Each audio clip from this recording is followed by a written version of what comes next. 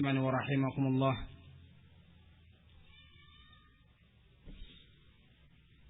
Semoga Allah Subhanahu wa taala senantiasa membaguskan, mencerahkan wajah-wajah dari para penyambung lidah dari Rasulullah sallallahu alaihi wasallam yang senantiasa menyampaikan kalamullah dan kalam Rasulnya sallallahu alaihi wasallam. Kemudian marilah senantiasa kita bersyukur kepada Allah Subhanahu wa taala bahwa di kesempatan yang mulia ini Allah Subhanahu wa taala masih berkenan mengumpulkan kita di tempat yang mulia ini untuk satu tujuan yang paling mulia, yakni dalam rangka kita bersama-sama menuntut ilmu din. Semoga saja Allah Subhanahu wa taala senantiasa menjaga hati kita, menjaga keikhlasan kita di dalam menuntut ilmu din ini, hanya karena mengharapkan wajah Allah Subhanahu wa taala dan tidak dalam rangka tujuan-tujuan yang lainnya. Bukan karena agar kita bisa berlagak, bisa sombong di depan atau di hadapan para orang-orang awam. Tidak pula dalam rangka agar kita bisa berdebat dengan para ahli ilmu. Dan tidak pula dalam rangka agar kita mencari wajah manusia, akan tetapi semata-mata karena mengharapkan wajah dari Allah Subhanahu wa taala. Ayol hadirun, para asatidah, para duat, dan kepada seluruh mustami'un, sebagaimana yang barangkali antum sebagian sudah mengetahui bahwa di sesi yang pertama ini, di jadwal yang pertama ini, insyaallah nanti menjelang asar akan bersama kita Ustadzuna Ahmad Faiz As-Sifuddin hafizahullahu taala. Dan alhamdulillahi rabbil alamin, telah bersama kita beliau Ustaz Ahmad Faiz As-Sifuddin. Dan untuk mempersingkat waktu, maka insyaallah daurah kita yang mulia ini akan segera kita mulai. Kepada Ustadzuna Ahmad Faiz As-Sifuddin, maka tempat dan waktu kami persilahkan.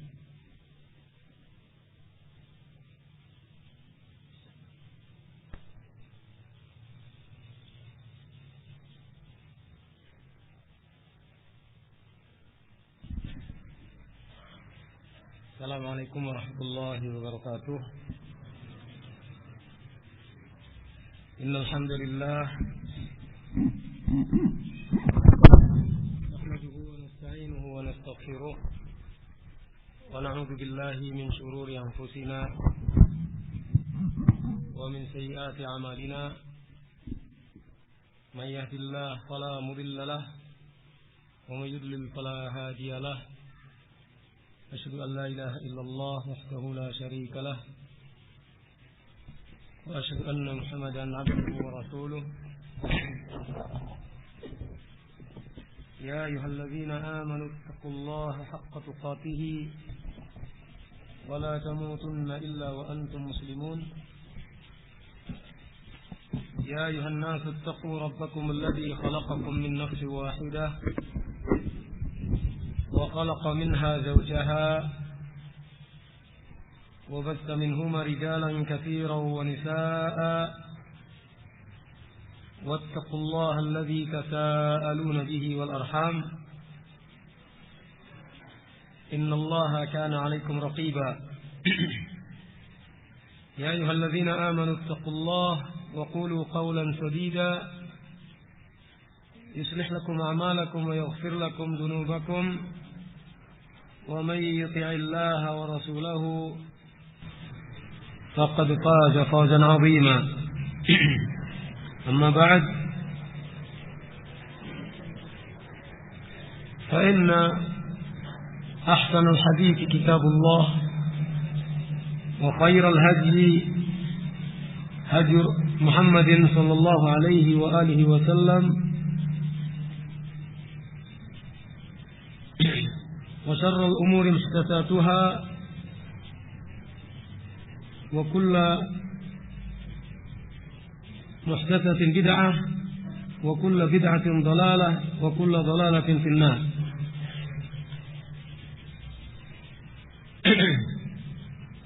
Amma ba'd. Jamaah sekalian, di hadapan kita ada satu risalah yang berjudul Usus Manhajis Salaf fi Da'wati ila Allah, karya Syekh Fawaz bin Hulayl bin Rabah As-Suhaimi. Diberi beberapa muqaddimah oleh Syekh Shalih Al-Fauzan, begitu juga Syekh Ali bin Abdurrahman Al-Hudzaify,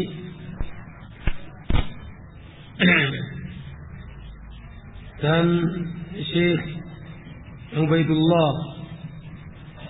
bin Abdullah Al-Jabiri, serta Syekh Shalih ibn Abdullah Al-Hudzaify. Kita langsung saja, mengingat waktu, inti daripada kitab ini berbicara tentang masalah dakwah salafiyah dan asas-asasnya. Kita akan langsung memulai pada persoalan yang akan kita bahas pertama kali di sini pada halaman 21.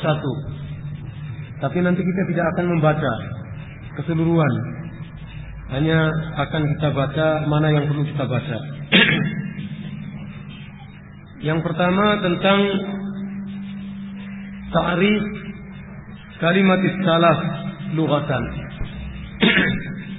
Karena isinya adalah tentang dakwah salafiyah, maka sesungguhnya makna kalimat salaf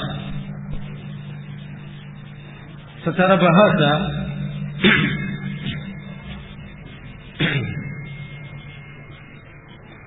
kita tidak akan membaca karena ini pengertian bahasa saja. Secara bahasa, salaf kesimpulannya adalah setiap orang yang lebih dahulu dari kita, baik itu orang tua kita atau kerabat-kerabat kita, lebih dahulu dalam arti umur ataupun dalam arti kedudukan, lebih tinggi daripada kita, lebih dahulu, baik dalam hal umur maupun dalam hal kedudukan.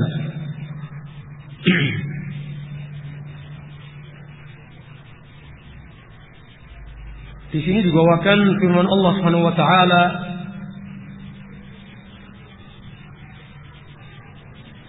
yang berbunyi, A'udzu billahi minasyaitonir rajim, surat Az-Zukhruf ayat 56. Faja'alnahum salafan wa mathalan lil akhirin. Maka kami jadikan mereka sebagai salaf dan sebagai contoh bagi orang-orang kemudian. Diterangkan di sini maksudnya adalah ja'alnahum salafan mutaqaddimin liyattakhidha bihimul akhirin. Kami jadikan mereka sebagai salaf, sebagai pendahulu yang lebih dahulu, supaya orang-orang di kemudian hari mengambil pelajaran pada mereka. Kalau dikatakan al-umamus salifah, umam yang salifah artinya adalah umam yang sudah terdahulu. yang sudah lewat. Jadi disimpulkan, kalimatus salaf tadullu ala man taqaddamaka fi syai'in wa sabaqaka ilaihi wa kunta ala tariqihi muqtadiya. Kalimat salaf menunjukkan kepada seseorang yang mendahului kamu dalam sesuatu hal. Dia lebih terdahulu sampai kepadanya daripada kamu. Dan kamu berjalan mengikuti jalan yang sudah ditempuh oleh orang yang dikatakan salaf di sini. Ini secara bahasa. Dan kita cukupkan pembahasan secara bahasa. Kemudian kita lanjutkan pada persoalan yang kedua, yaitu ta'rif kalimat salaf istilaha. Mungkin kita akan membaca lebih detail sedikit pengertian kalimat salaf menurut istilah. Al-muallif hafizahullah mengatakan, qad ja'ala Allah ta'ala li hadhihi al-ummati marja'an 'aziman yarji'una ilayhi wa yata'assawna bihi. حيث يقول تعالى أعوذ بالله من الشيطان الرجيم لقد كان لكم في رسول الله أسوة حسنة لمن كان يرجو الله واليوم الآخر. Sesungguhnya Allah Ta'ala telah menjadikan satu marja yang agung bagi umat ini, satu rujukan yang agung bagi umat ini, yang mereka dapat merujuk kepada rujukan ini dan bisa mengambil suri tauladan terhadap rujukan ini. Dalam hal ini Allah Subhanahu wa taala berfirman, laqad kana lakum fi rasulillahi uswatun hasanah. Sesungguhnya telah ada bagi kalian pada diri Rasulullah SAW satu suri tauladan yang baik bagi orang-orang yang mengharapkan Allah, mengharapkan berjumpa dengan Allah dan mengharapkan kehidupan berbahagia di akhirat. Wa akhbara Allah Subhanahu wa taala anna li hadhihi al-ummati salafan sabaqu lil huda war rasyad. Setelah penulis menjelaskan bahwa umat ini punya tempat rujukannya yang agung, yaitu Rasulullah SAW, maka kemudian beliau penulis menjelaskan, Allah SWT menghabarkan bahwa umat ini memiliki salaf, memiliki pendahulu yang telah lebih dahulu dibandingkan dengan umat ini untuk mendapatkan petunjuk dan untuk mendapatkan hidayah dan mendapatkan petunjuk. Allah Subhanahu wa taala berfirman di Muhkamit Tanzil di dalam Al-Qur'anul Karim, "Was-sabiquna al-awwaluna minal muhajirin wal ansar walladzina ittaba'uuhum bi ihsan radhiyallahu anhum wa radu an." As-sabiquna al-awwalun, orang-orang yang terdahulu lagi pertama-tama di dalam Islam, yang terdiri dari kaum muhajirin dan kaum ansar, serta orang-orang yang mengikuti mereka dengan ihsan, maka Allah meridai mereka dan mereka pun ridha terhadap Allah. Ini terdapat dalam surat At-Taubah ayat yang 100.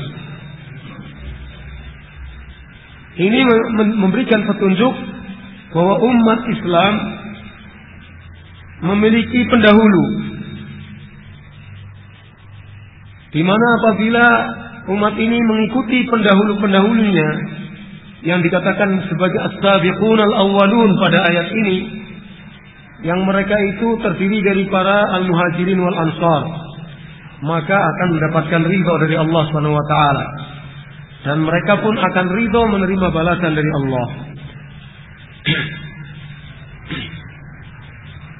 Al-muallif hafizahullah selanjutnya menjelaskan wa ja'ala Allah Ta'ala adama ittiba'is sabiqin al-muhtadin musyaqqatan wa tafarruqan. Allah menjadikan tidak berittiba kepada as-sabiqun al-awwalun, sikap tidak mau ittiba kepada para as-sabiqun al-awwalun minal muhajirin wal ansar, sebagai orang yang melakukan perselisihan, sebagai orang-orang yang disebut sebagai orang yang melakukan tafarruq, perpecahan. Jadi dengan tidak ittiba kepada para al-muhajirin wal ansar, para salafus salih radhiyallahu anhum, berarti mereka telah melakukan suatu upaya untuk memecah belah. Berarti mereka telah melakukan satu tindakan yang menyimpang dari persatuan. Allah Subhanahu wa taala berfirman, "Wa may yushaqiqir rasul min ba'di ma tabayyana lahul huda wa yattabi' ghayra sabilil mu'minin nuwallihi ma tawalla wa nuslihi jahannam wa sa'at masira." Barang siapa yang menentang Rasul sesudah jelas baginya kebenaran serta tidak mengikuti jalan kaum mukminin, atau serta mengikuti selain jalannya kaum mukminin, maka akan kami palingkan ia menurut apa yang dia berpaling, dan kami masukkan ia ke dalam jahannam, sedangkan jahannam itu adalah seburuk-buruk tempat kembali. Jadi barang siapa yang mengikuti jalan selain jalannya kaum mukminin, maka akan semakin dipalingkan dia dari jalan kebenaran, dan tempat kembalinya adalah jahannam. Kaum mukminin yang dimaksudkan di sini tentu saja yang paling pertama adalah para sahabat radhiyallahu anhum, dan para sahabat yang paling pertama adalah as-sabiqun al-awwalun wal minal muhajirin wal ansar. Sehingga ittiba sabil, mengikuti jalan al-muhajirin wal ansar, menjadi satu keharusan apabila kita ingin tidak dianggap menentang Rasul sallallahu alaihi wa alihi wasallam, ingin tidak dianggap melakukan langkah perpecahan, maka satu-satunya jalan adalah dengan ittiba kepada jalannya al-muhajirin wal ansar. Fal muta'ammilu li hadhihi al-ayati ya'rifu bi 'ayn al-basirati wal huda anna lil ummati salafan taqaddamu bil khairi wal huda. Maka siapa saja yang menghayati ayat-ayat ini, dia akan dapat memahami berdasarkan pandangan mata ilmunya, berdasarkan pandangan mata ilmiahnya, dan berdasarkan pandangan mata hidayah. Dia akan memahami bahwa umat ini mempunyai salaf, umat ini mempunyai pendahulu yang sudah terlebih dahulu mendapatkan al-khair wal huda, mendapatkan kebaikan dan hidayah. Mereka telah lebih dahulu meraihnya, sudah sampai ke arah kebaikan dan hidayah tersebut, dan mereka sudah melaksanakannya. Adapun at-tabi', orang-orang yang mengikuti para salaf, tidak berhak mendapatkan najat, tidak berhak mendapatkan keselamatan, dan tidak berhak mendapatkan khairiyah, tidak berhak mendapatkan kebaikan kecuali apabila menempuh dan bermanhaj sebagaimana manhaj mereka, kecuali dengan menempuh jalan yang ditempuh oleh as-sabiqun al-awwalun, serta mengamalkan amalan yang mereka sudah lebih dahulu melaksanakannya, minal muhajirin wal ansar. Maka bagi orang dan generasi berikutnya tidak berhak mendapatkan sebagai generasi yang ihsan, yang berbuat kebaikan, kecuali dengan mutaba'ah dan mengikuti generasi terdahulu. Dalam hal ini Syekhul Islam Ibnu Taimiyah rahimahullah menjelaskan makna keterangan yang tadi. Maka beliau mengatakan, fala falaha illa bittiba'ir rasul. Maka tidak ada keberuntungan, tidak ada kemenangan kecuali dengan ittiba' kepada Rasul sallallahu alaihi wasallam. Fa inna Allah khassa bil falah atba'ahu al-mu'minin wa ansarahu. Sesungguhnya Allah mengkhususkan kemenangan itu hanya diperoleh oleh para pengikut Nabi Muhammad yang beriman. Kemenangan itu dikhususkan oleh Allah hanya diperoleh oleh para pembela Rasulullah sallallahu alaihi wasallam. Sebagaimana Allah Ta'ala berfirman dalam surat Al-A'raf ayat 157. Alladzina amanu bihi wa 'azzaruhu wa nasaruhu wattaba'u an-nura alladzi unzila ma'ahu ulaika humul muflihun. Maka orang-orang yang beriman terhadap Nabi, mereka menghormati Nabi, membela Nabi, dan mengikuti cahaya yang diturunkan bersama Nabi, cahaya kebenaran, cahaya hidayah, cahaya wahyu yang diturunkan bersama Nabi. Mereka itulah orang-orang yang akan mendapatkan kejayaan. Mereka itulah orang-orang yang bakal mendapatkan keberuntungan. La mufliha illahum. Artinya tidak akan ada orang yang bisa berjaya, tidak akan ada orang yang bisa menang dan beruntung kecuali mereka. Orang-orang yang beriman kepada Nabi, menghormati serta membelanya dan mengikuti wahyu yang diturunkan kepada Nabi sallallahu alaihi wasallam. Faqad bayyana Allah jalla wa ala أن الفلاح لمن اتبع النور الذي أنزله على نبيه صلى الله عليه وسلم ونصره وعزره. Sesungguhnya Allah dalam ayat tersebut menjelaskan bahwa al-falah, kemenangan, kejayaan, hanya diperoleh oleh orang yang ittaba'an nur, mengikuti cahaya yang telah Allah turunkannya kepada Nabi Muhammad sallallahu alaihi wasallam. Cahaya yang dimaksudkan di sini adalah Al-Qur'an, yang dimaksudkan di sini adalah wahyu, yang dimaksudkan di sini adalah petunjuk. Kemudian membela Nabi dan menghormati Nabi sallallahu alaihi wasallam.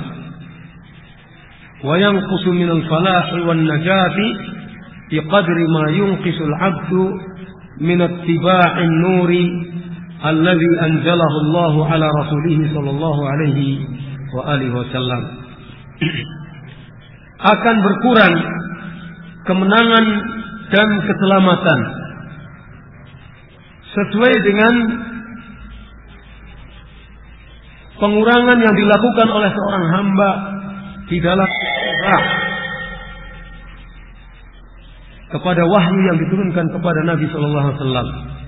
Semakin orang tidak peduli untuk ittiba kepada Nabi, maka keselamatan dan keberuntungan akan semakin dikurangi oleh Allah Subhanahu wa taala. Jadi di sini ayat-ayat yang kita sebutkan dan penjelasan ulama tentang ayat-ayat itu memberikan pengertian kepada kita bahwa kita harus iltizam dengan wahyu yang dibawa oleh Rasulullah SAW, iltizam dengan syariat yang dibawa oleh Rasulullah sallallahu alaihi wasallam, Dan syariat itu meliputi masalah akidah, masalah ibadah, serta masalah-masalah muamalah. Meliputi hal-hal yang bersifat sangat pribadi, maupun meliputi kehidupan secara sosial masyarakat, dan mencakup semua persoalan yang dijalankan oleh manusia dalam kehidupannya sehari-hari. Sebab kalau tidak iltizam, maka keberuntungan itu tidak akan diperoleh oleh setiap mukmin. Yaqulu Syekhul Islam rahimahullah muwaddihan hadzal ma'na bi jala'in min anna an-najata wal falaha fi ittiba'i man sabaqa min as-sabiqin al-awwalin. Berikutnya Syekhul Islam Ibnu Taimiyah telah menjelaskan di depan harus komitmen kepada wahyu yang diturunkan oleh Nabi SAW. Beliau menjelaskan dengan jelas bahwa keselamatan dan keberuntungan adalah dengan mengikuti orang-orang yang telah terdahulu, yaitu para as-sabiqun al-awwalun. Para as-sabiqun al-awwalun. Beliau mengatakan wa innamas siratul mustaqim siratul ladzina an'ama Allahu 'alaihim minan nabiyyin was-siddiqin wasyuhada'i was-shalihin hiya sabilu nabiyyina Muhammadin sallallahu alaihi wasallam wa sabilu khulafaihi wa ashabihi wa man salaka sabilahum wa hum as-sabiqun al-awwalun minal muhajirin wal ansar. Al-ayat. Sesungguhnya as-siratul mustaqim, jalan lurus, yaitu jalannya orang-orang yang telah mendapatkan anugerah nikmat dari Allah Subhanahu wa taala, yang terdiri dari para nabi, para siddiqin, syuhada dan shalihin. Siratul mustaqim itu ialah sabilnya Nabi kita Muhammad sallallahu alaihi wasallam, jalannya Nabi kita Muhammad sallallahu alaihi wasallam, dan jalannya para khulafaur rasyidun, jalannya para sahabat, serta jalannya orang yang menempuh jalan mereka. Itulah yang disebut sebagai as-siratul mustaqim. Jalannya Nabi, jalannya para al-khulafaur rasyidun, jalannya para sahabat Nabi seluruhnya, dan jalannya orang-orang yang mengikuti jalan mereka. Wahum as-sabiqun al-awwalun minal muhajirin wal ansar walladzina ittaba'uhum bi ihsan. Mereka yang dimaksudkan di sini pertama adalah as-sabiqun al-awwalun, yaitu para al-muhajirun wal ansar.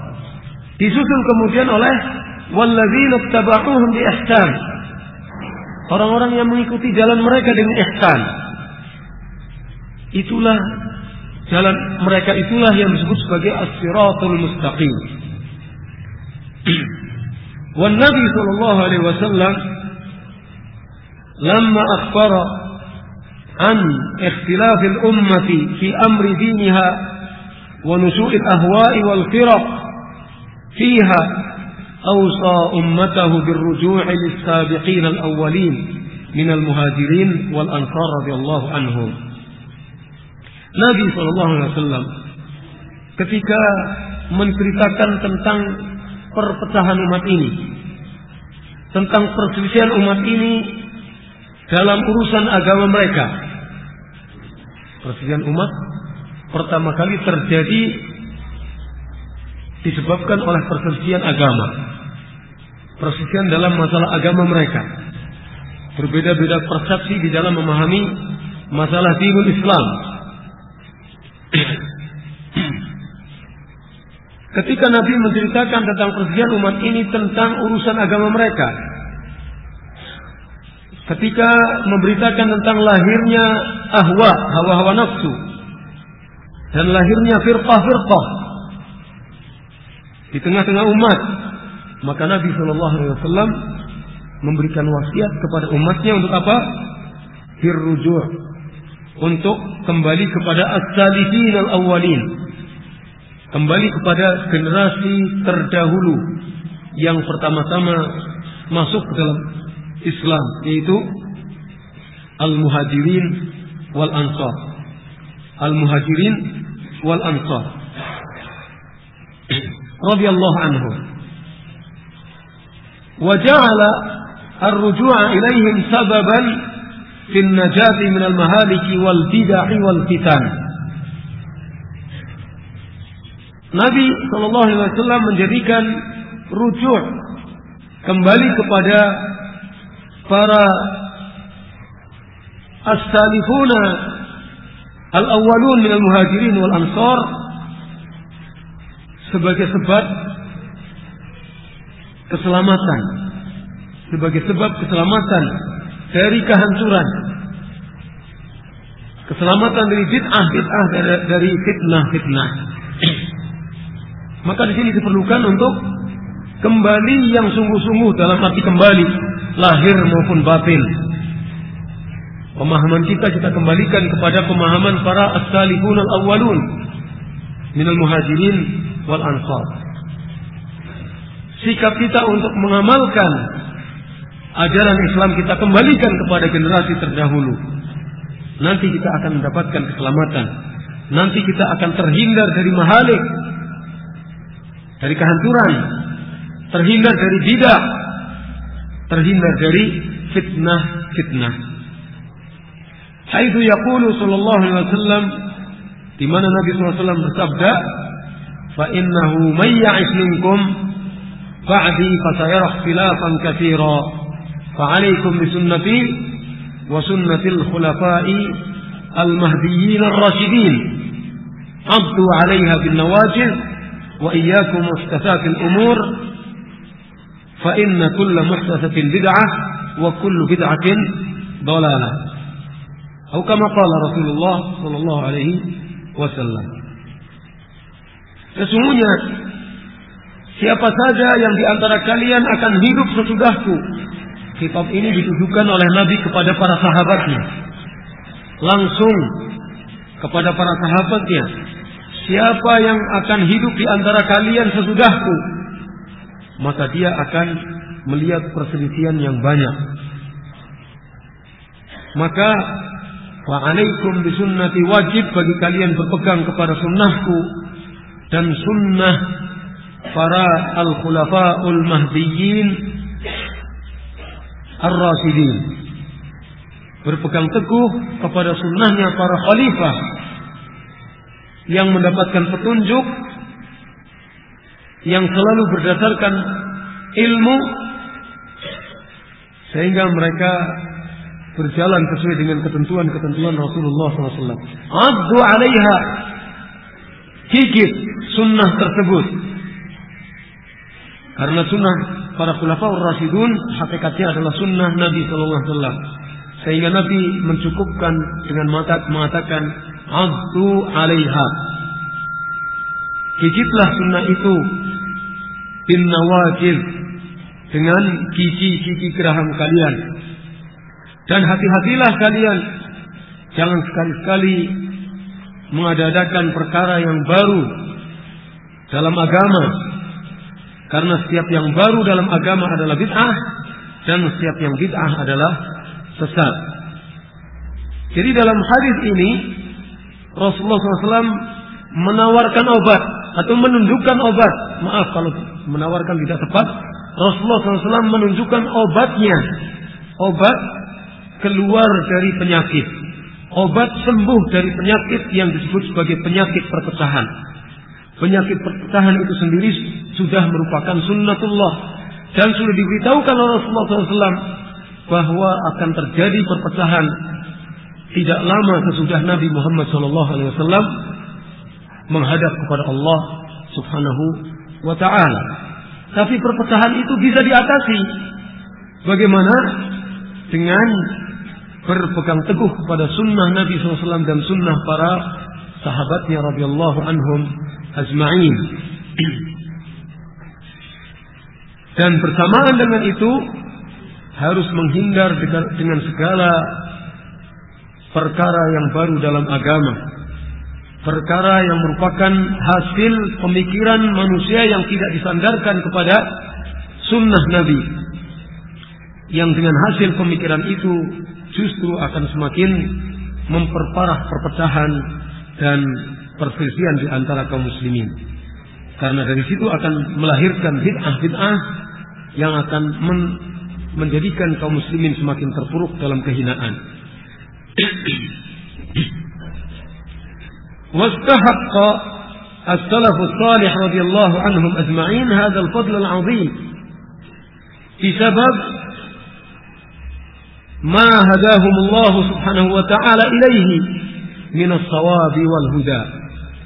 Para salafus salih radhiyallahu anhum ajma'in berhak mendapatkan karunia yang agung ini, berhak mendapatkan keutamaan yang agung ini disebabkan oleh petunjuk Allah kepada mereka menuju kepada keutamaan yang agung ini, disebabkan petunjuk Allah yang diberikan kepada mereka, yang petunjuk itu bentuknya adalah as-shawab wal huda, kebenaran dan hidayah. Jadi para salaf salih berhak mendapatkan keutamaan yang luhur, yang agung. Kenapa? Ya karena Allah Subhanahu wa taala telah memberikan hidayah kepada mereka. Hidayah untuk selalu benar. Hidayah untuk selalu berpijak pada petunjuk Allah Subhanahu wa taala. Haitsu yaqulu Syekhul Islam rahimahullah, di mana Syekhul Islam rahimahullah berkata, "Fi ma'rif bayanihi li aqidah ahli sunnah wal jamaah atba'is salaf." Ketika beliau menjelaskan tentang akidah ahli sunnah wal jamaah, pengikut para salaf.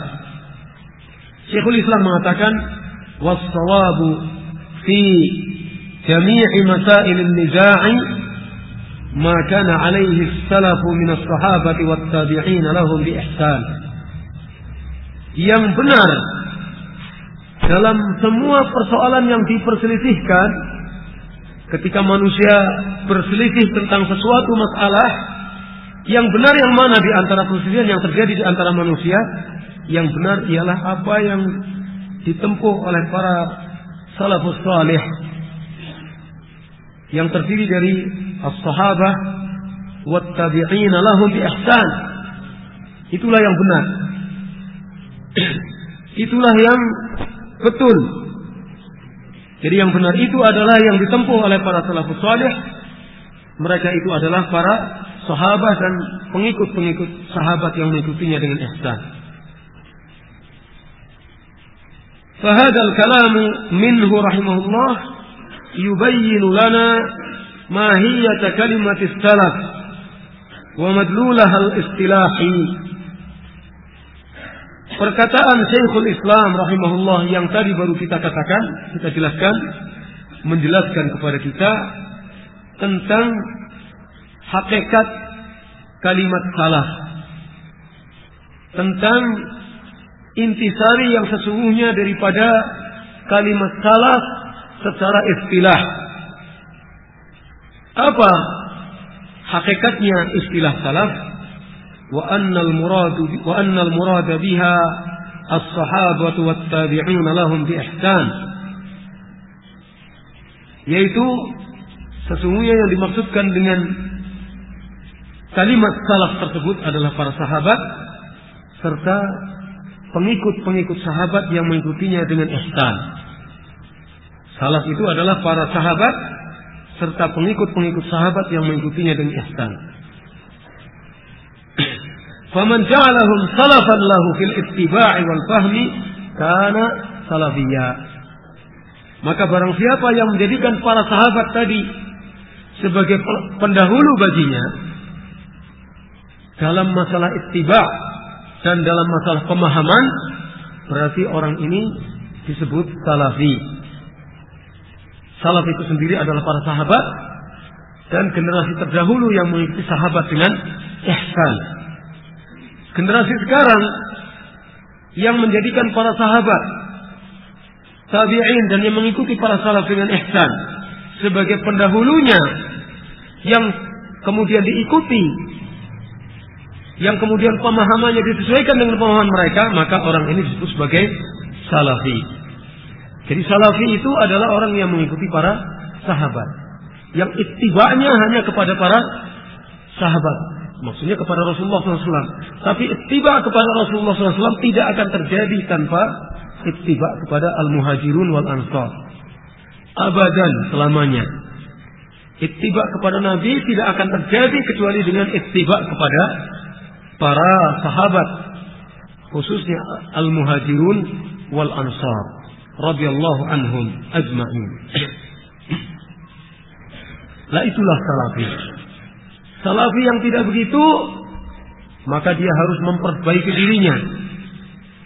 Dicek dulu ittiba'nya benar kepada para sahabat zaman dahulu atau tidak. Pemahamannya sesuai dengan pemahaman para sahabat atau tidak. Metode di dalam memahami Al-Quran dan Sunnah sesuai dengan metode para sahabat atau tidak. Supaya seseorang disebut sebagai menjadi salafi.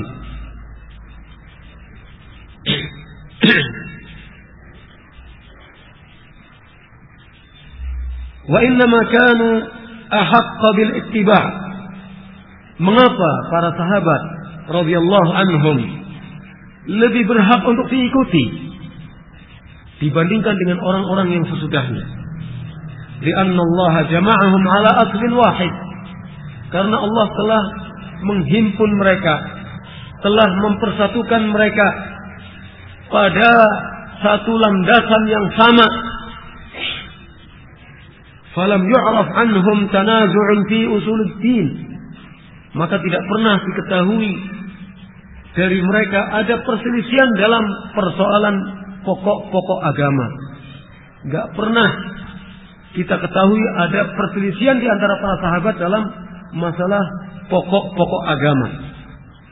Dalam hal ini Syekhul Islam rahimahullah mengatakan, amma salafu kas-sahabati wat-tabi'in lahum bi ihsanin falam yu'raf lahum fi hadzal asli tanazu'un bal al-atharu mutawatiratun anhum bihi. Adapun salaf seperti para sahabat dan tabi'in yang mengikuti para sahabat dengan ihsan, tidak pernah diketahui bagi mereka dalam pokok ini ada perselisihan. Bahkan asar-asar yang mutawatir dari mereka itu menjelaskan adanya persatuan di antara mereka. Tidak ada tanazuz, tidak ada perselisihan sama sekali dalam masalah pokok-pokok agama.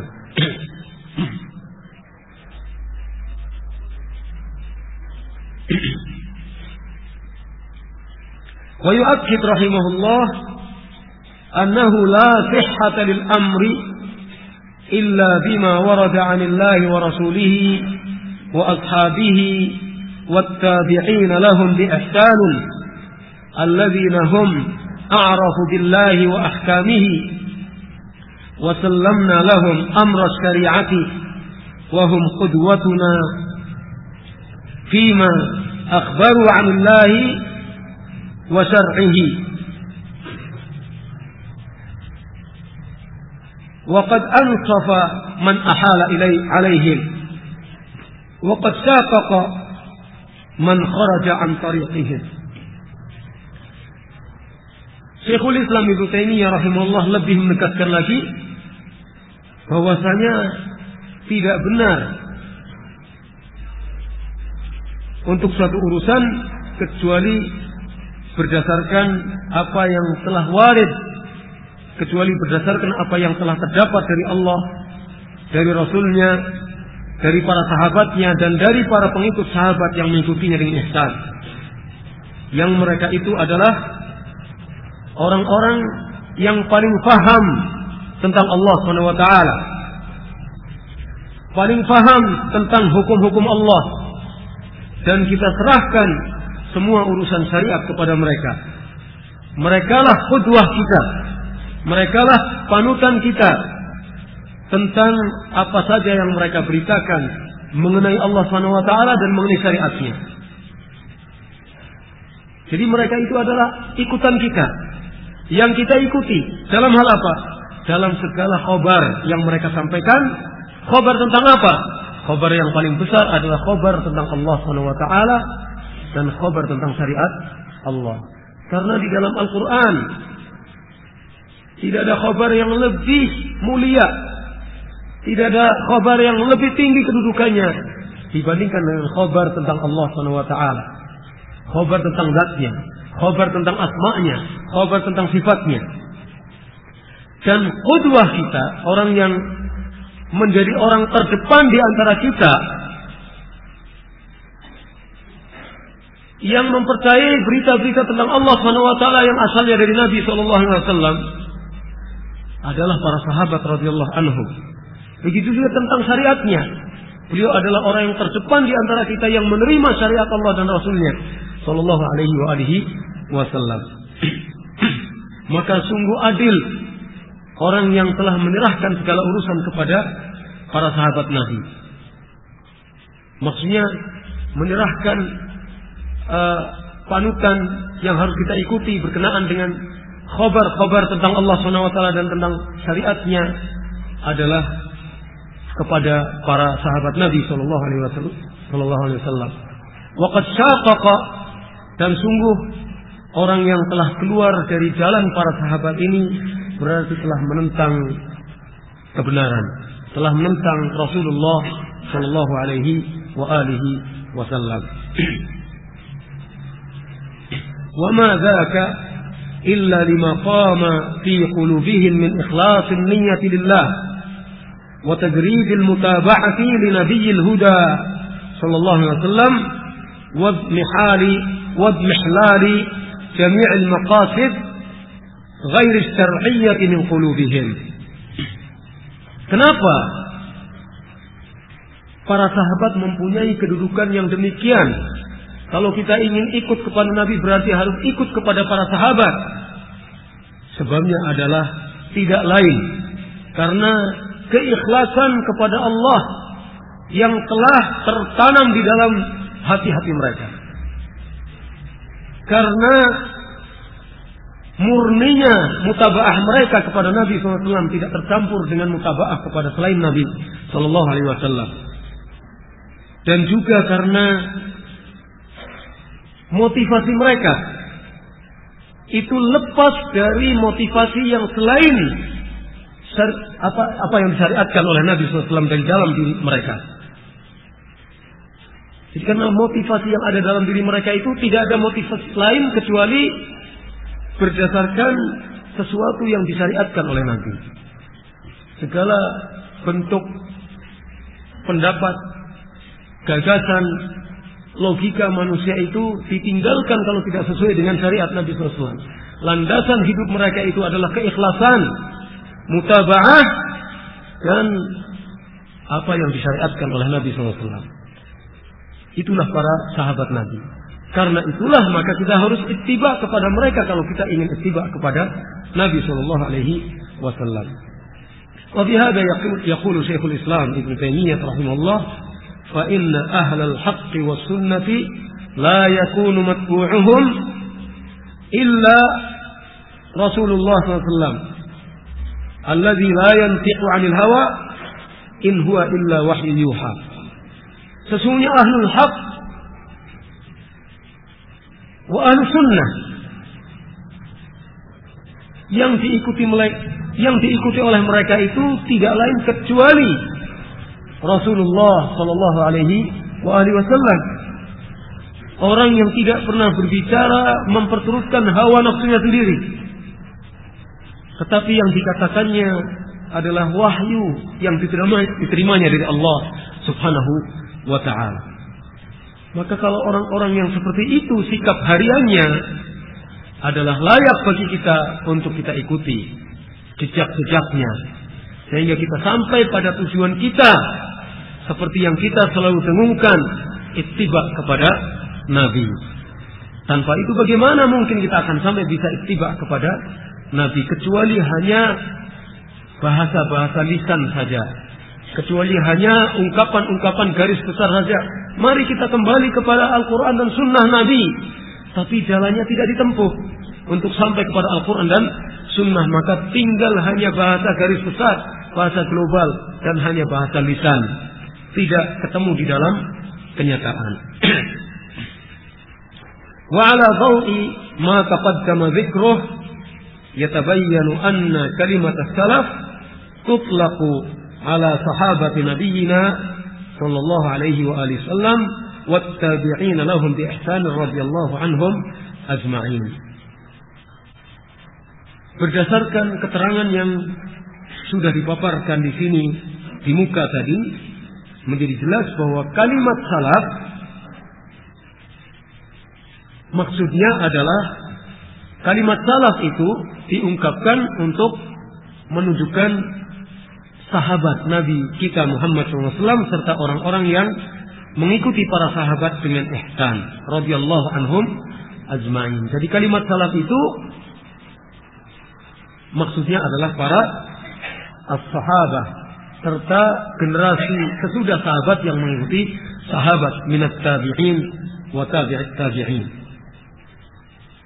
Wa man tabi'ahum ala hadha ad-din al-haqqi kana khalafan li khairi salafin.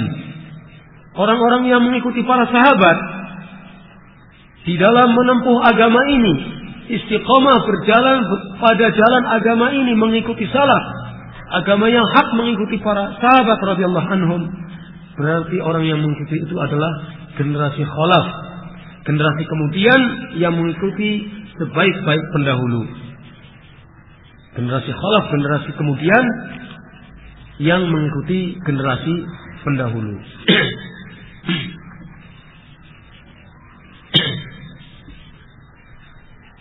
Jadi kita selesai tentang pembahasan pengertian kalimat salaf secara istilahi.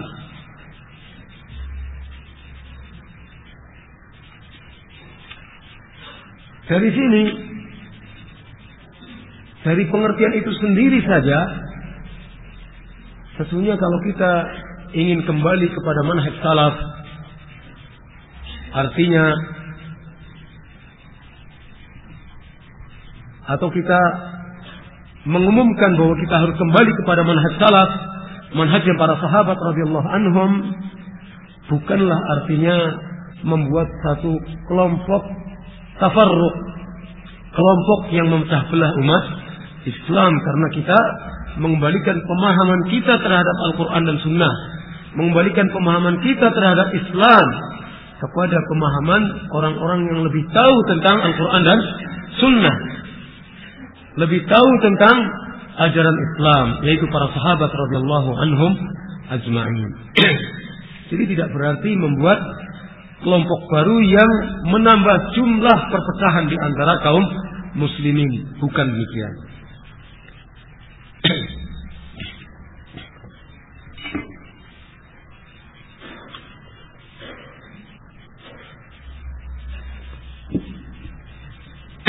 Selanjutnya tentang masalah yang ketiga, tidak kita baca, tapi kita jelaskan sepintas saja.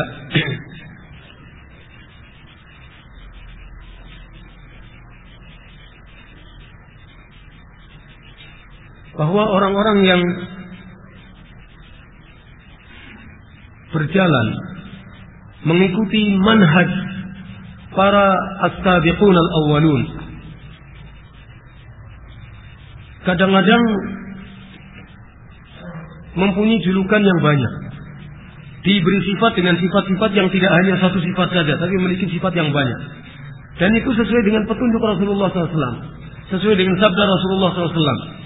Misalnya kadang-kadang pengikut para salaf ini, orang yang bermanhaj salaf, disebut sebagai al-ghuraba, disebut sebagai al-ghuraba. Rasulullah SAW bersabda, "Bada al-Islamu ghariban wa sayaudu ghariban kama bada'a fatuba lil ghuraba."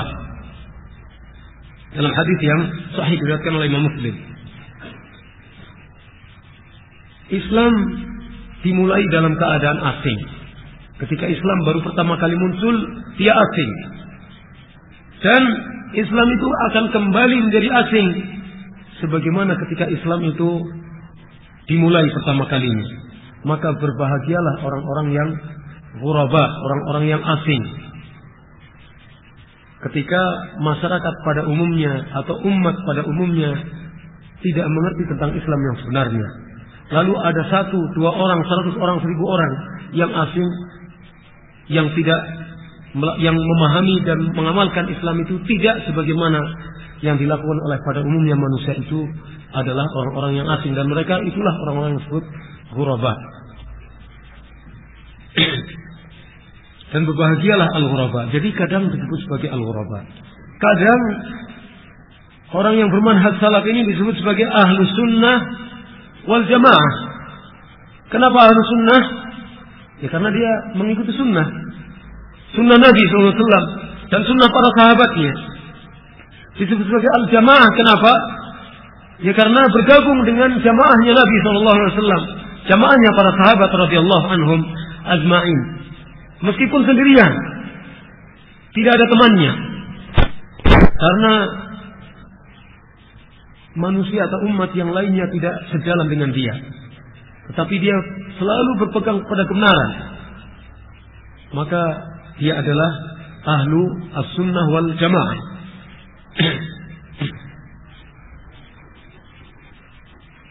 Begitu juga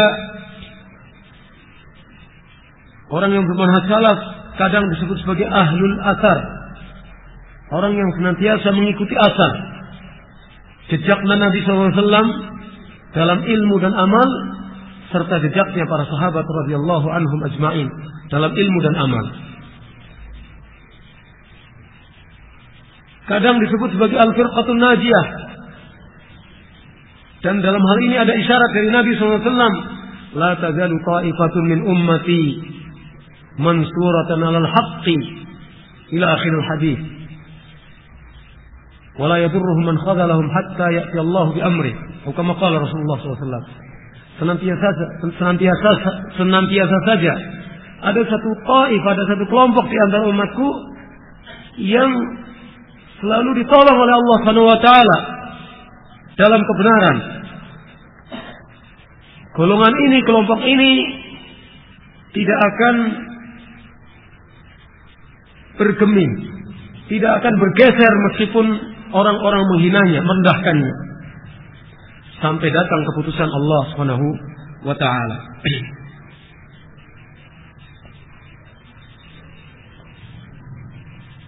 Demikianlah beberapa nama yang bisa diberikan kepada pengikut manhaj salaf. Orang-orang yang berjalan mengikuti manhaj salaf. Kadang disebut sebagai ahlu sunnah, kadang disebut sebagai ahlul haq, kadang ahlu athar, kadang al-firqatun najiyah, golongan yang selamat, kadang ta'ifah mansurah, kadang disebut sebagai al-ghuraba. Nama yang berbeda-beda tetapi hakikatnya sama. Nama yang berbeda-beda tetapi hakikatnya sama. Berikutnya yang keempat, sihhatul intisab ila manhajis salaf. Sah kalau kita berintisab. Berintisab itu artinya memihak atau mengikatkan diri kepada manhaj salaf. Kalau kita mengikatkan diri kepada manhaj salaf, lalu kita mengatakan bahwa saya bermanhaj salaf, atau saya ingin bermanhaj salaf, atau kita harus bermanhaj salaf, ini adalah ungkapan yang sah, yang benar. Maka al-muallif hafizahullah mengatakan, wa mimma taqaddama yu'lamu annahu yajibu ittiba'u manhajis salaf. Dari uraian yang terdahulu diketahui bahwa wajib hukumnya untuk mengikuti manhaj salaf. Wajib hukumnya mengikuti manhaj salaf. Kita memahami kalimat wajib. Walaysa fil intisabi ilaihi ayyu 'aibin aw mazammatin. Di dalam berintisab, di dalam bersikap untuk berpihak kepada manhaj salaf, di dalam bersikap untuk mengikatkan diri kepada manhaj salaf, tidak terdapat aib dan celaan. bukan sesuatu yang tercela dan bukan sesuatu yang aib. Bal huwa mimma yajibu 'alal insan an yantasiba ilaih. Bahkan termasuk wajib bagi manusia untuk mengikatkan diri kepada manhaj salaf. Enggak kabur, enggak tengah-tengah yang tidak ada kejelasan sikap tengahnya itu. Yang penting kita ambil yang benar saja. Kalau kita didesak yang benar itu yang mana? Yang sesuai dengan Al-Quran dan Sunnah. Yang mana yang sesuai dengan Al-Quran dan Sunnah? Karena semuanya mengakui bahwa berpijak dan berpegang pada Al-Quran dan Sunnah. Kalau kita bertanya kepada orang-orang Mu'tazilah, dia akan menjawab bahwa dasar pijakan saya adalah Al-Quran dan Sunnah. Kalau kita bertanya kepada orang Rafidhah, pijakannya adalah Al-Quran dan Sunnah di hadapan kita. Kalau kita bertanya kepada siapa saja, maka pijakannya adalah Al-Quran dan Sunnah. Tapi Al-Quran dan Sunnah yang seperti apa yang harus kita pahami? Tentu yang dipahami oleh para sahabat radhiyallahu anhum ajma'in. Sehingga wajib bagi kita untuk bermanhaj salaf dan tidak ada celahnya kalau kita menyatakan diri kita harus bermanhaj salaf. Tidak kemudian saya berdiri di sini sebagai pusat. Ketika ada orang berbicara, kita nilai dulu berdasarkan penilaian saya. Entah dia itu dari pengajian yang bermanhaj salaf, atau pengajian yang bermanhaj yang selain salaf, atau pengajian yang mana saja, saya akan berikan penilaian antara hak dan tidak hak. Maka yang hak saya ambil berdasarkan apa yang saya ketahui, yang tidak hak saya tidak ambil. Ini sikap tengah yang tidak jujur, sikap tengah yang tidak benar. Sikap tengah yang benar itu adalah tawassut yang seperti diajarkan oleh Al-Quran. Wa kadzalika ja'alnakum ummatan wasata. Umat yang tengah-tengah kami jadikan kalian sebagai umat yang tengah-tengah, maksudnya yang mu'tadil, yang adil, yang tidak membenarkan semua kesalahan. Karena kalau membenarkan semua kesalahan tidak berarti dikatakan sebagai tawassut, tengah-tengah dan adil. Kalau ada seorang hakim, saya sebagai hakim memutusi perkara, ada yang salah di antara dua orang yang berperkara di hadapan saya, lalu saya katakan kalian keduanya benar.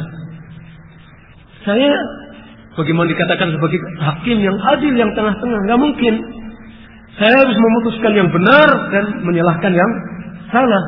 Nggak mungkin hakim yang seperti itu disebut sebagai hakim yang adil. Hakim yang adil adalah yang memutusi perkara berdasarkan fakta yang ada. Yang benar dikatakan benar, yang salah dikatakan salah. Salahnya seberapa, hukumannya seberapa sesuai dengan bobot yang ada. Hukumannya sesuai dengan bobot kesalahan yang dimilikinya. Begitu juga ketika kita sebagai kaum muslimin yang adil, yang tengah-tengah itu bukan tengah-tengah yang membenarkan semua orang atau menyalahkan semua pihak. Tapi yang benar yang benar kita nyatakan benar, yang batil kita nyatakan batil. Siapapun orangnya.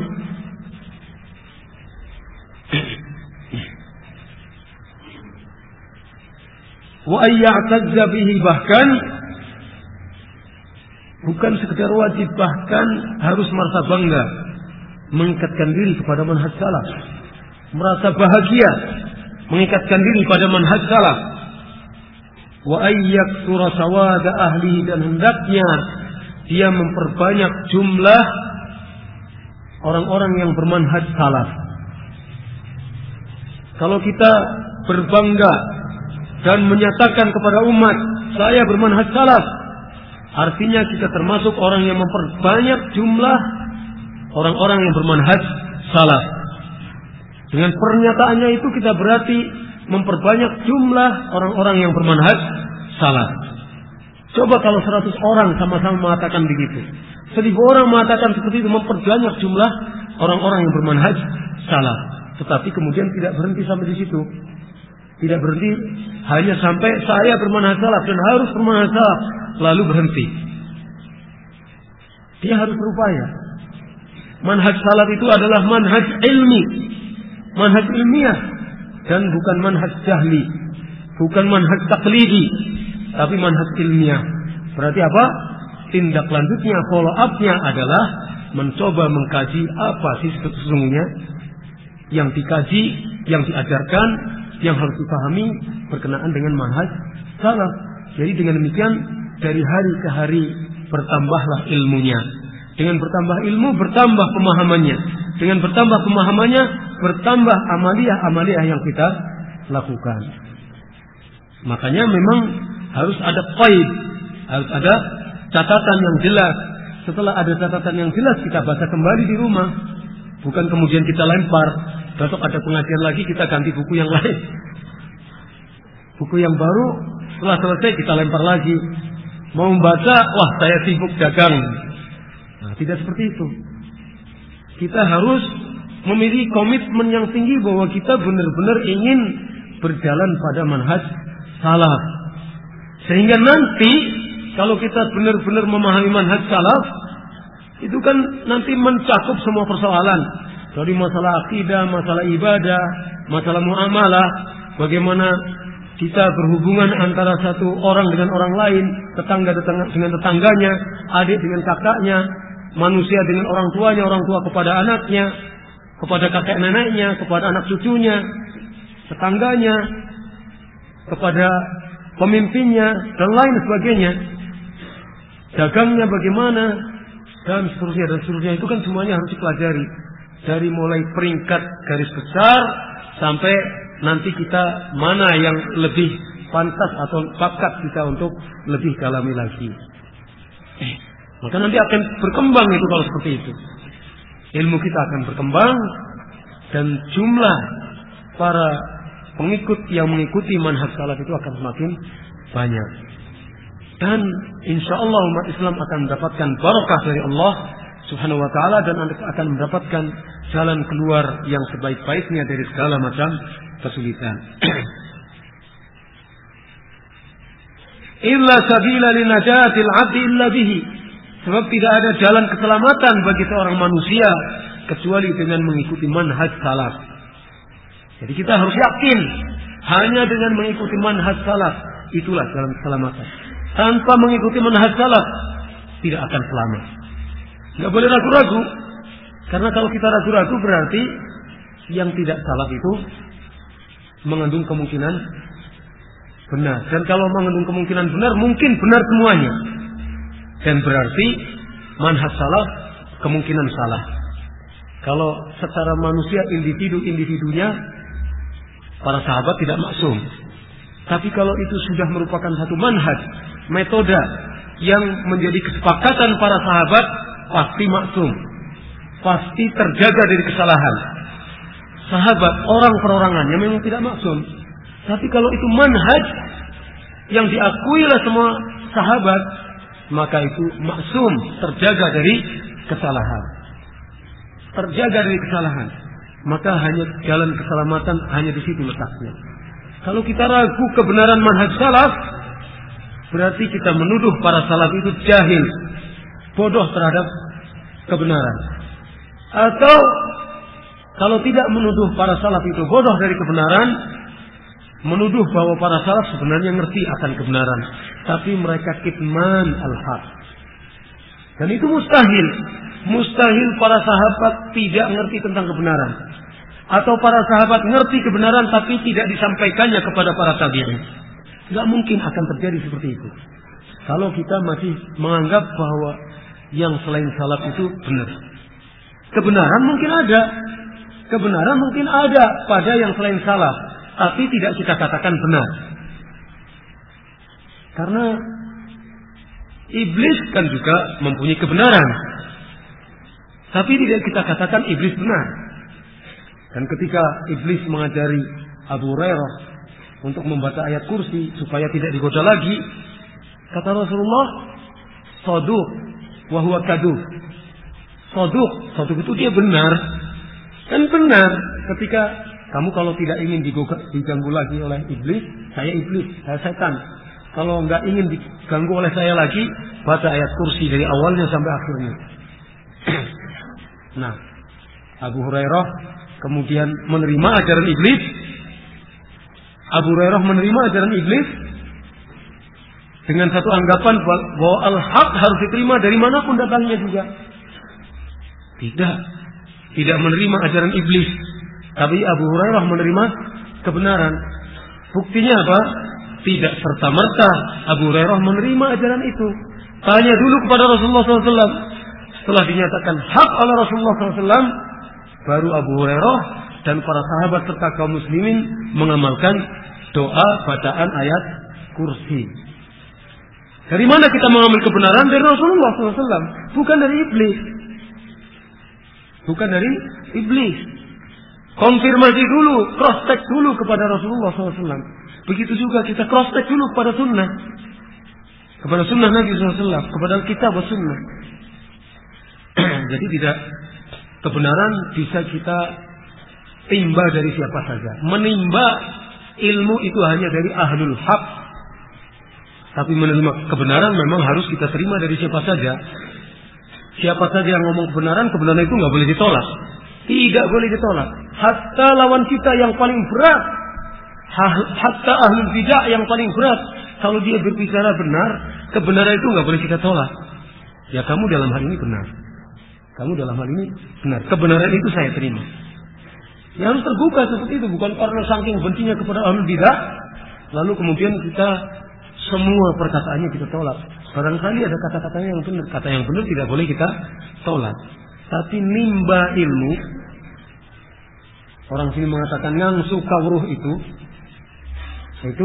harus dari ahlul haq yang sumbernya jelas Alkitab was sunnah.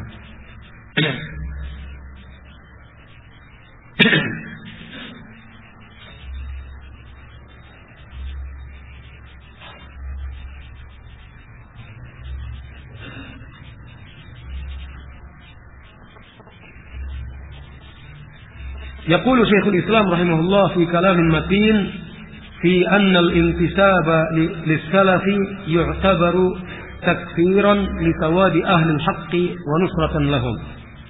شيخ الإسلام Ibnu Taimiyah rahimahullah dalam sebuah kalimat yang kokoh kuat yang menjelaskan tentang berpihak kepada para salaf, mengikatkan diri kepada salaf, terhitung sebagai memperbanyak jumlah ahlul haq, terhitung sebagai pembelaan kepada ahlul haq.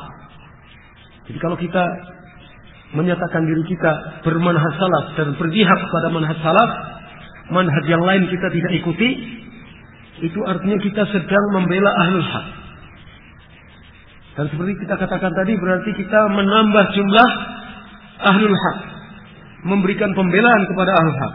Dalam hal ini Syekhul Islam berkata, "Li'anna al-kitab wa sunnah aidan qad dalla ala annahu la yazalu fi hadhihi al-ummati ta'ifatun mutamassikatun bil haqq alladhi bu'itha bihi Muhammadun sallallahu alaihi wasallam ila yaumil qiyamah."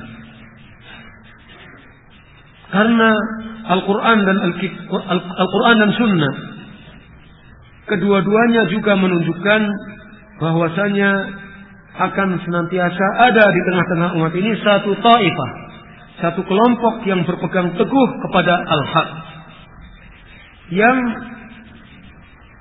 dengan membawa al-haq itulah Nabi Muhammad SAW diutus. Dan adanya kelompok ini akan ada terus sampai hari kiamat. Ada terus sampai hari kiamat, sampai Allah menetapkan keputusannya. Wa annaha la tastami'u ala dalalatin. Sesungguhnya kelompok yang selalu memiliki komitmen tinggi untuk berpegang kepada al-haq ini tidak pernah bersepakat di atas kesesatan. Tidak pernah menyepakati sesuatu yang sesat. Kalau ada kekeliruan, kalau ada satu kesalahan, pasti ada yang tidak sepakat. Kalau disepakati oleh mereka, oleh ahlul haq, berarti itu adalah kebenaran. Kalau ada sesuatu yang tidak hak, pasti dia akan disepakati.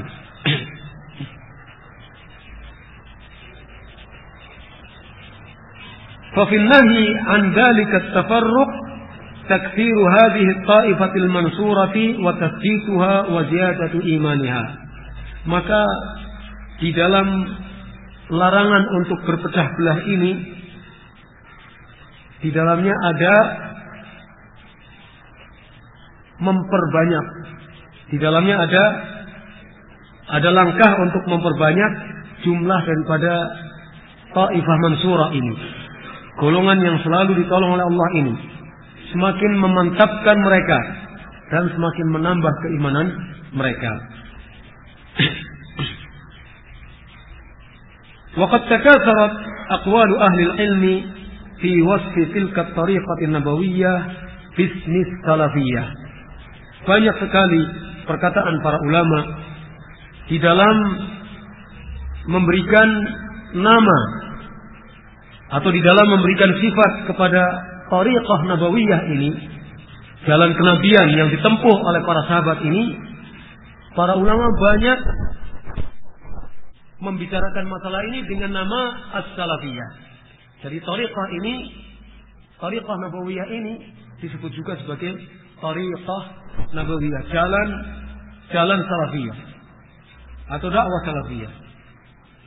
Wa man lam yakun muttabi'an laha kana min ahli al-bid'ah wal ahwa. Siapa yang tidak mengikuti jalan kenabian ini, tidak mengikuti tariqah salafiyah ini, kana min ahli al-bid'ah wal ahwa, berarti dia termasuk ahlul bid'ah dan ahlul ahwa.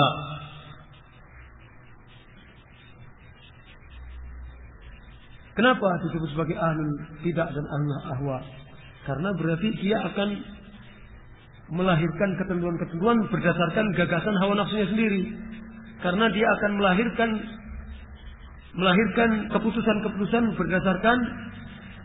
berdasarkan sesuatu yang tidak ada contohnya dari Nabi SAW, sehingga dikatakan sebagai ahlul bid'ah wa ahlul ahwa. Nah kan kalau tidak mengikuti petunjuk para sahabat dalam memahami Al-Quran dan Sunnah, ujung-ujungnya kan memahami Al-Quran berdasarkan apanya? Maunya sendiri, berdasarkan gagasannya sendiri, berdasarkan kemauannya sendiri. Itulah yang disebut sebagai ahlul bid'ah wa ahlul ahwa. Wa tantabiqu alaihim hadhihi sifat. Sifat ini pas bagi mereka. Sifat sebagai ahlul ahwa dan ahlul bid'ah ini pas bagi mereka. Lima hum fihi min ittiba'il hawa. Min ittiba'il hawa. Karena apa? Karena pada diri mereka terdapat ittiba' terhadap hawa. Terdapat sikap mengikuti kepada hawa nafsu. Nah kalau tidak mengikuti Al-Quran dan Sunnah, kan mengikuti nafsunya sendiri. Kalau ada orang mengatakan, Rabbana man tudkhilin nar faqad akhzaitah. Ya Allah ya Rabb kami, sesungguhnya orang yang engkau masukkan ke dalam neraka, maka dia akan kekal. Kamu hinakan dia dalam neraka, kamu hinakan dia kekal dalam neraka. Ayat ini menunjukkan bahwa orang yang masuk neraka kekal selama-lamanya.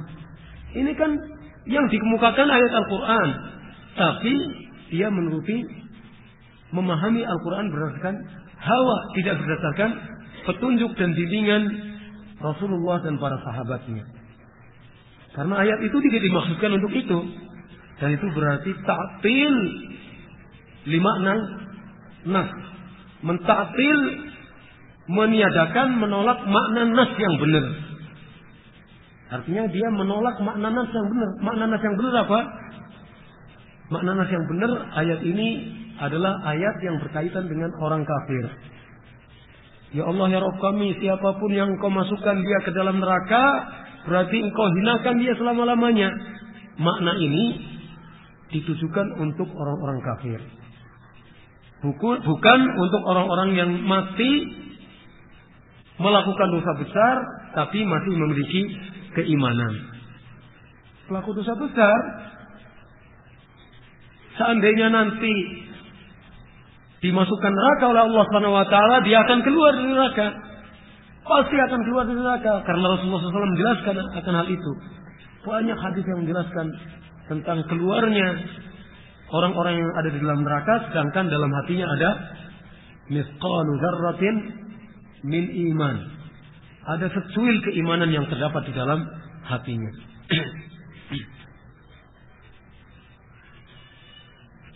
Limahum wa mukhalafatin linahjil kitab wa sunnah. Karena mereka mengikuti, ada unsur mengikuti hawa nafsu dan menentang manhaj Alkitab wa sunnah.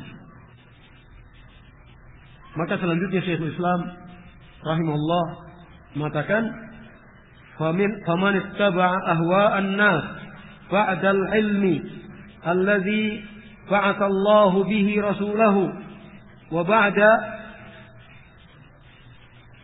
ba'da hajjillahi alladhi bayyanahu li'ibadihi fahuwa bihadhihi al-masabati.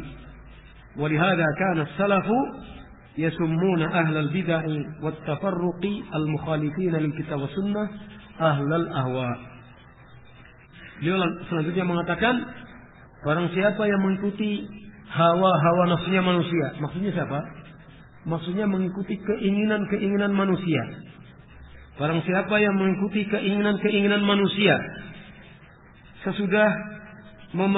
sesudah datangnya ilmu, yang dengan ilmu itu Allah telah mengutus Rasulnya, sesudah petunjuk yang Allah berikan dan Allah jelaskan kepada para hambanya, maka orang yang demikian ini, yang mengikuti kemauan manusia tadi, tepat mendapatkan julukan seperti ini, julukan sebagai ahlul ahwa. Oleh karena itu para salafus salih radhiyallahu anhum menamai ahlul bidah, para pelaku bidah, para pengikut bid'ah, dan orang-orang yang mengikuti perpecahan yang menyimpang dari Alkitab wa Sunnah, mereka namakan sebagai ahlul ahwa, para pengikut hawa nafsu.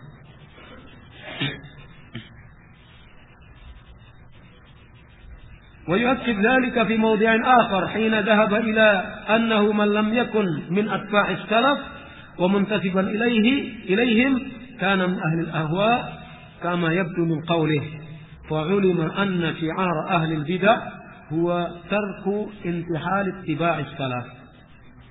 Syekhul Islam menegaskan pendapatnya atau pernyataannya bahwa orang yang tidak mengikuti salaf dan tidak menisbatkan diri pada para salaf, dia berarti ahlul ahwa. Beliau menguatkan dengan perkataannya berikut ini, fa'ulima anna syi'ara ahlil bidah, maka diketahuilah bahwa syiar, semboyan, moto syiar ahlul bidah ialah meninggalkan beragama dengan mengikuti para salaf. Syiar ahlul bidah, tanda yang paling baris, tanda yang menonjol di antara ahlul bidah adalah enggan, tidak mau untuk beragama mengikuti manhaj salaf.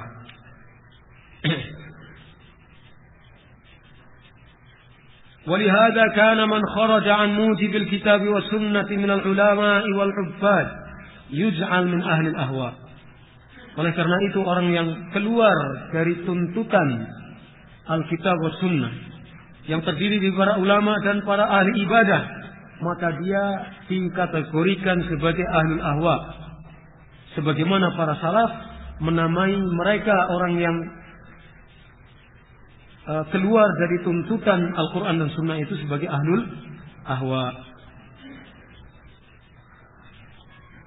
Jadi berintisab, mengikatkan diri, memihak pada para salaf dan memihak kepada manhaj salaf, itu adalah suatu kebenaran. Dan itu bukan sesuatu yang tercela, bukan sesuatu yang aib, dan bukan merupakan upaya untuk membuat satu kelompok yang memecah belah kaum muslimin. Tapi itu adalah satu sikap yang dilakukan oleh seseorang agar dirinya masuk dalam golongan orang-orang yang selamat. Karena tidak ada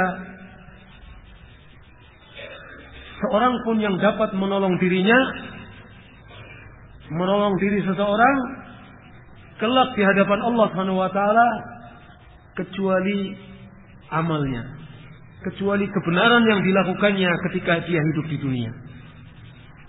Masing-masing kita wajib menolong diri kita.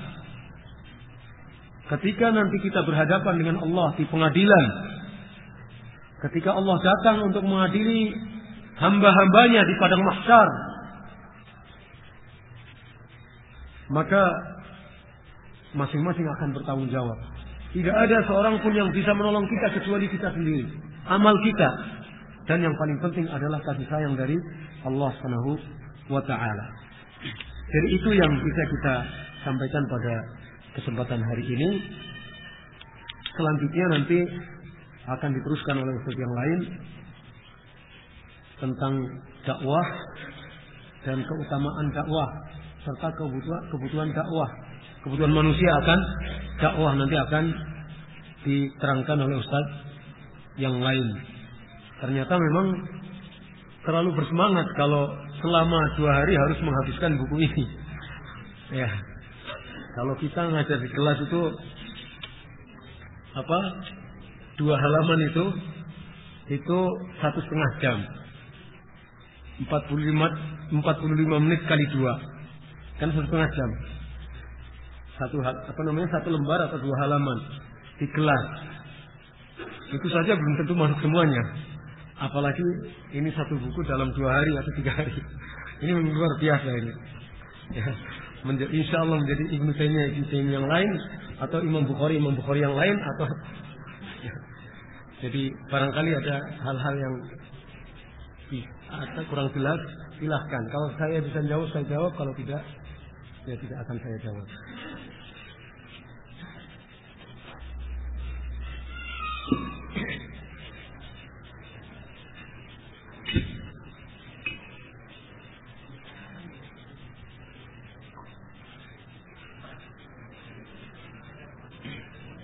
Ya.